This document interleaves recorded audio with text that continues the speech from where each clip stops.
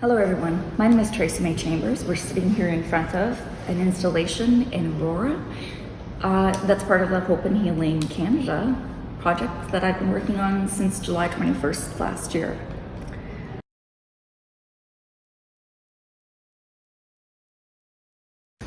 Well, in April or May of last year, I was trying to figure out what to do in my career. I wanted to move forward and start working again, but I wasn't sure what direction to go in.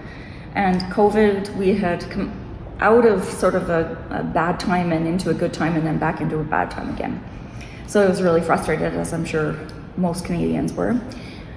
But then things got a little worse when the first unmarked graves of the children in Kamloops were discovered.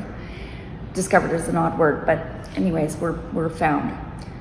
And I wasn't sure how to express how I was feeling about that.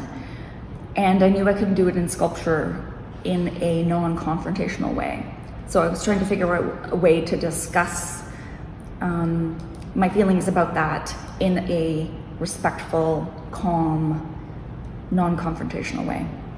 And what I came up with was that it's very difficult to get upset with someone over a string, right?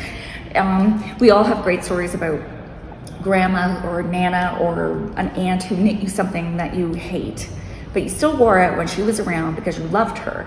So we have these warm, cuddly stories about yarn. And I thought, well, what better way to illustrate the kinds of things that connect us than yarn? So that's really what it came out of.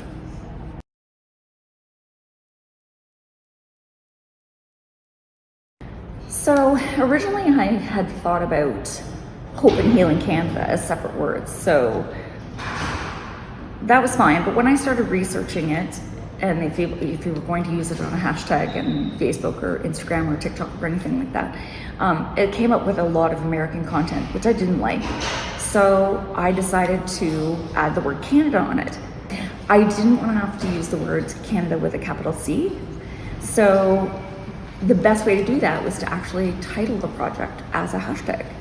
And then I didn't have to put a capital on it, because putting a capital on it in a project where I'm essentially saying we have to sort of tear apart that institution and build it back up again in a different model warranted it being a small C. And then it would get to a point where maybe I'll put it as a large C, as a capital C. But at present, it feels, I still feel that it needs to be a small C. And that's why I put it in a hashtag. I can't get in quite as much trouble for having a small C on Canada if it's in a hashtag. So it was sneaky, but it was the right choice.